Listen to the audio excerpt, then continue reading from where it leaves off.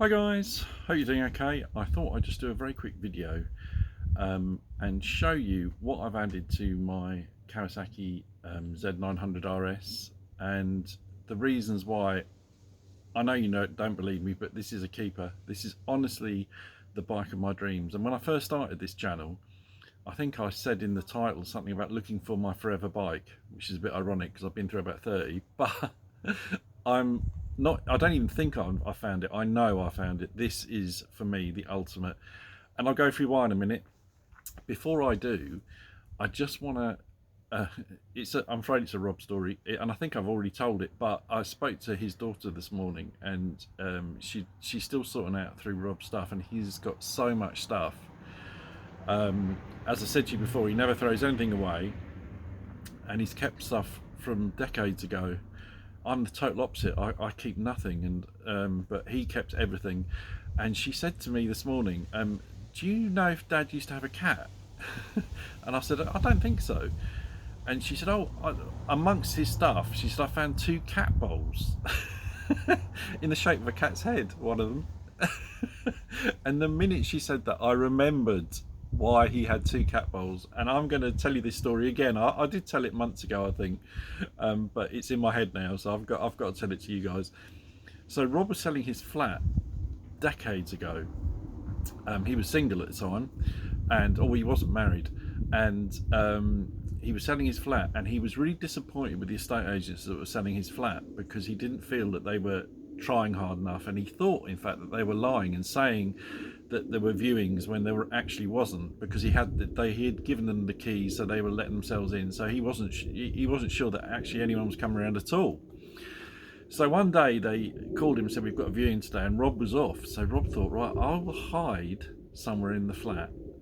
And it sounds so crazy, doesn't it? Honestly, this is probably one of the more crazy things Rob's done, apart from getting off with the drag queen. So he had fitted cupboards in his bedroom, and he decided to hide in the cupboards. And he didn't think anyone was going to turn up. But he did hear the key going in the door and voices, so he ran into the cupboard, shut the door, and sat there and waited. And this estate agent was showing this couple around the flat. It was a really nice flat, actually, really big. And they came into the bedroom. It was only one bedroom. He came into the bedroom, and Rob said that he really needed, I can't remember if he needed to sneeze or cough or something, and he realised that they were going to realise that something or someone was in the cupboard. So he sneezed and coughed, and he then bolted out of the cupboard. And all of these 3 people sort of in horror were looking at Rob, and Rob said, oh, I'm so sorry, I've been looking for my cat, he keeps getting lost. Rob never had a cat. And the estate agent was like, I didn't even realise you had a cat. And Rob said, yeah, I've just recently got him, he's a rescue cat. And he made this long story up. And then the estate agent said, oh, well, what's the cat's name?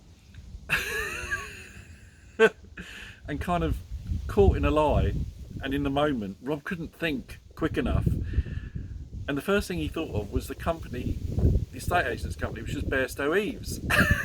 So he said, the cat's name's Bear. Anyway, so the estate agent's left with the potential buyers, and then Rob went out to the pet store. Well, I spoke to him, and he said, I need to buy something to, like a couple of saucers or something, because the estate agent now thinks I've got a cat. And I said, mate, you just leave it, it doesn't matter.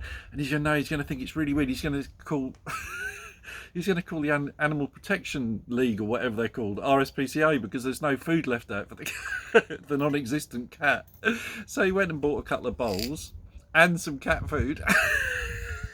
For a cat that didn't exist. So every time there was a viewing, you had to put the cat. Oh, Rob. Oh my God. Anyway, it reminded me when his daughter phoned me this morning and said, what are these 2 cat bowls? Guys, as I said to you, I'm absolutely hooked on the Z900RS. I will spin the camera around and show you the bits I've added. I'm not going to add anything else as far as I'm concerned. Well, actually one more thing, but I'll show you that in a minute. But it's perfect, and I will tell you why it's perfect for me. Being a 6'4" guy as well, that's a big factor. But before I do, let me spin the camera around and show you my new gate. I'm so excited. So guys, this is our new gate and archway, which we're going to cover in ivy, and hopefully that will give us a little protection against the new neighbours snooping into the secret Slap and Tickle garden. Yeah, really pleased. Anyway guys, let's go into the garage and talk about my beautiful bike. I need to check on the cat to make sure it's still alive, because it doesn't move when I walk past it. He's still alive. Hello. Yeah, I do have to check. Right, let's go into the garden, into the garage. So guys, let's talk about what I've added to the bike. There's not many things.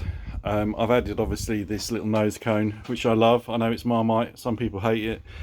I love it. It does offer a little bit of wind protection, but aesthetically I think it makes the bike look really cool. I love it. The radiator guard, I think that's a must. The rear grab pillion rail, that's not standard. It comes with two little side chrome bars as standard, but my other half likes to be able to hold on from the back. Sounds wrong. And that's it guys. I need to buy, as I said to you, the only other thing I need to get is the fender extender, which I still haven't ordered. But aside from that, it is perfect. I absolutely love it. Should I turn this light off because it's flickering? That's better. The sound of it, let's talk about what I love about it. So I love this engine. This 4-cylinder engine is incredible. It's so smooth, especially now I've had it remapped. It is a peach of an engine. So yeah, much nicer than my CB1000R. I really love this engine. It's obviously less powerful, but it's perfect for me. Absolutely perfect. I think it's 110 brake horsepower, and it does make you want to ride it fast. I don't know why. I think it's the sound of it, which is my second point. The sound of it, of this bike with the stock exhaust, is incredible. I absolutely love it. So many people have commented on it when I've gone round to their houses and they said, I can hear you coming like a mile away. That sound is so distinctive, and it really is. The next point are the looks. And again, it's all subjective, isn't it? Some people don't like it, some people love it.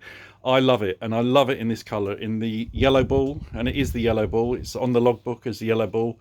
I know the SE is, I think, also called yellow ball, and that's black and yellow.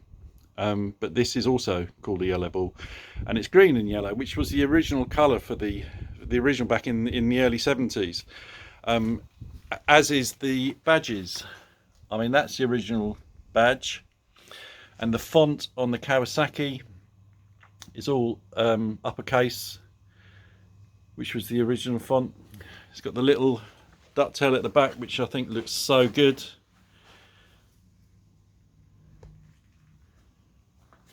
The little Z at the front of the tank. I love how big this tank is.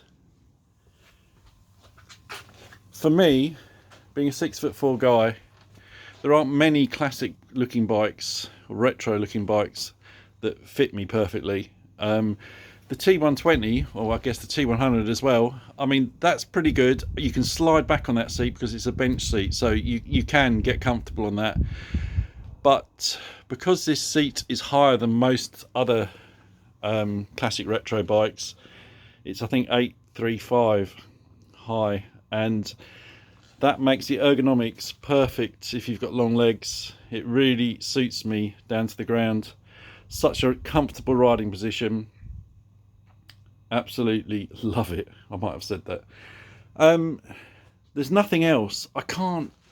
Honestly, there is nothing else on all of my other bikes. I thought, oh, I'll get this, I get that. I can't think of anything else that I want for this bike. What have I done mileage wise? 1,064 miles. I think it was serviced at about 690. So yeah, I have been riding this bike. If you're looking for a classic retro looking bike and you are tall, then definitely have this on your list, because I think you'll find it really comfortable. Don't get me wrong, I love the Triumphs, I love the T120s, and I love the T100s. But for me, this is in a different league. It really, really is. I absolutely love it. And I keep saying absolutely love it, but I really do. I'm not going to get a second bike because finances dictate that money needs to be spent in the house, which is fine. I honestly don't think I need a second bike. This does it all for me, especially since the remap. I can use this just to poodle about the country lanes, and I can certainly use it to go for a high-speed blat if I wanted to. I mean, it's got more than enough power. So guys, yeah, I'll do another video later because I've got a friend come around who's bought a new bike, which I think you might like. And so long as he doesn't mind me videoing his bike. Gosh, this is going to be a long one. That sounds wrong. I want that as an epitaph on my gravestone. Big Willie, R.I.P. This is going to be a long one. I mean, what are they going to do? Dig me up and check? Anyway, right guys, I will catch you soon, and righto.